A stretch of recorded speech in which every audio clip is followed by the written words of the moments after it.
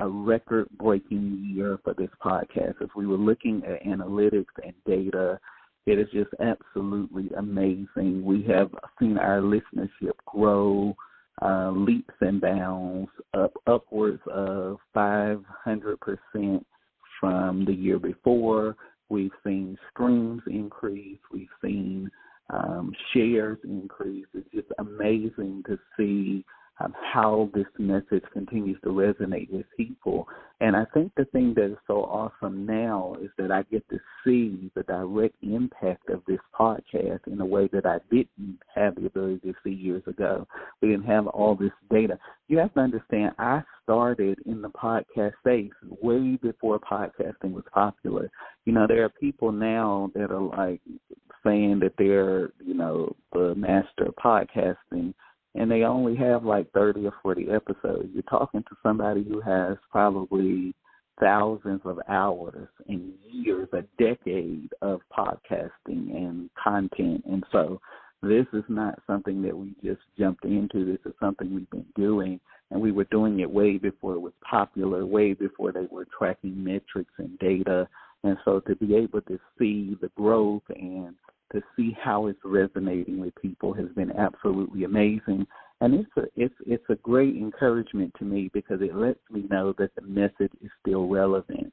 I think one of the questions that I really grappled with over this decade of the podcast is this still relevant, or should we just let other people be in this space and we focus on something else? And what you all are showing me is that it's very much relevant and very much needed, and that this is something that will just continue to grow and evolve for years to come. And it's just such an honor to get to speak with you and to talk with you on a consistent basis. And so I thank you for helping me to make this a record-breaking year. We have had more listenership, more downloads, more interaction this year than any other year. And I think that's a great way to cap off a decade of a podcast, to see that it is growing and it is reaching people all around the world. So I had to share that with you. But I want us to take a moment and reflect on the year that was 2021. As you look back over the last 12 months of your life, what have you done? You know, a lot of people go right into this preparation for 2022, but we don't take the time to reflect and assess how 2021 was. If I'm being completely honest with you, 2021 has been a phenomenal year for me. It has been a phenomenal year financially. It has been a phenomenal year spiritually. It has been a phenomenal year relationally. It has been a phenomenal year socially. It has been a phenomenal year in impact and business. This has been the greatest year of my life. I can't go, and I've had some great moments in some other years, but it has been the greatest year of my life.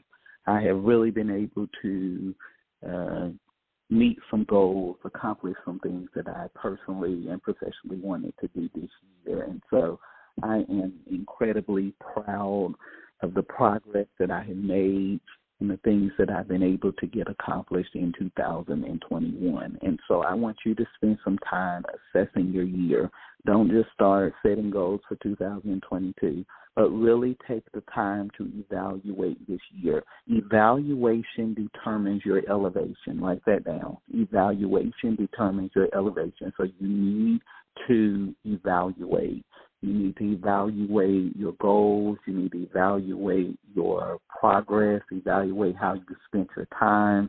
You know, this time of the year, a lot of people rush to set the New Year goal because they don't really want to take the time to evaluate and assess what they've done, because all assessment and evaluation is giving us a measure of how we're using our time and our moments. And what a lot of people realize is that they wasted a lot of time and a lot of moments, and they didn't get a lot of things done.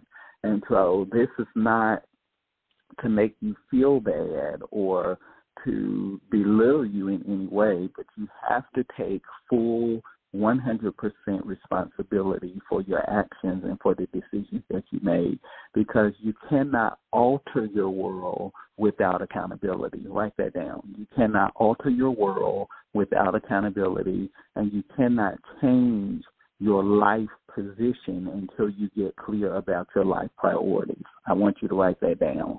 You cannot change your life position until you get clear about your life priorities. And so one of the keys to my success and progress has been prioritization. Prioritization is the ability to choose significant things over shallow things. You know, you everything, and I told you on this podcast many times before that everything in life is about trade-offs, and we're always trading off time and attention for something. And whatever you give your time and attention to is deciding your future. Whatever you focus on is deciding your future. Whatever you concentrate on is determining what you complete and conquer in your life. And so my key to success has been prioritization. A lot of people are all over the place, and there are many people that I have coached and advised over the years, and they'll come to me and they'll say, I need your help. You've accomplished A, B, C, D, E.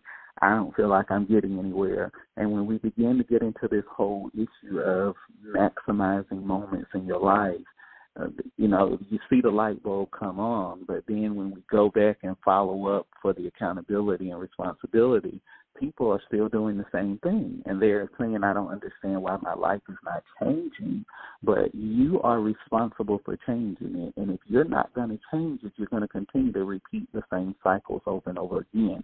And so I want you to take the time to evaluate, because where you are spending your time is vitally important. The difference in seasons, write this down, is where you are investing your time. The difference in seasons is where you are investing your time. The difference in progress is how you honor a moment in your life. Now write that down. You need to write that down.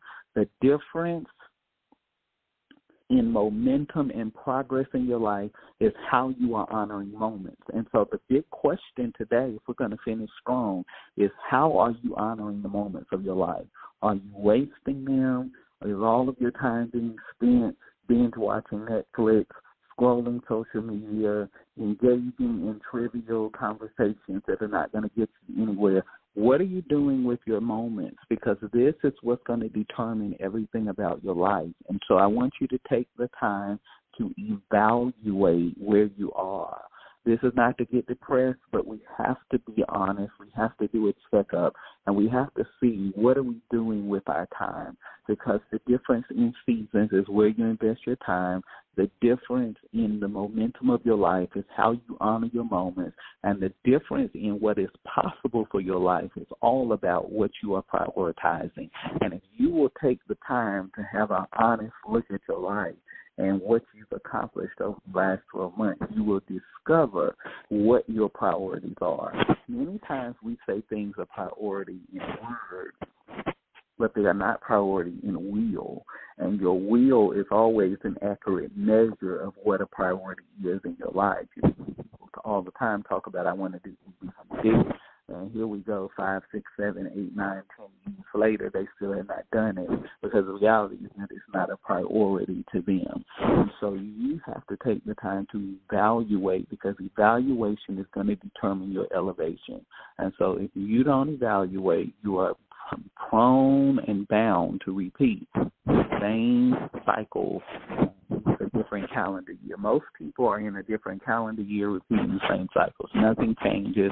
They set goals, they set resolutions. By the second, third week of January, they go back to the same habits, and they live on repeat. And so it's not enough for you to just set goals. It's not enough for you to just have a vision. You got to evaluate your life. And so if you're going to finish this year strong, I want you to give some time over the next 2 weeks evaluation. Another thing I want you to do is, how do I word that? I want you to evaluate, but the second thing I want you to do is I want you to continue to engage the work. What most people do around Thanksgiving is they check out and they go into vacation mode until January 1st. And then January 1st hits, and all of a sudden they go into this scramble of trying to figure out exactly what they're going to do with the year and with their life. And the reality is, yes,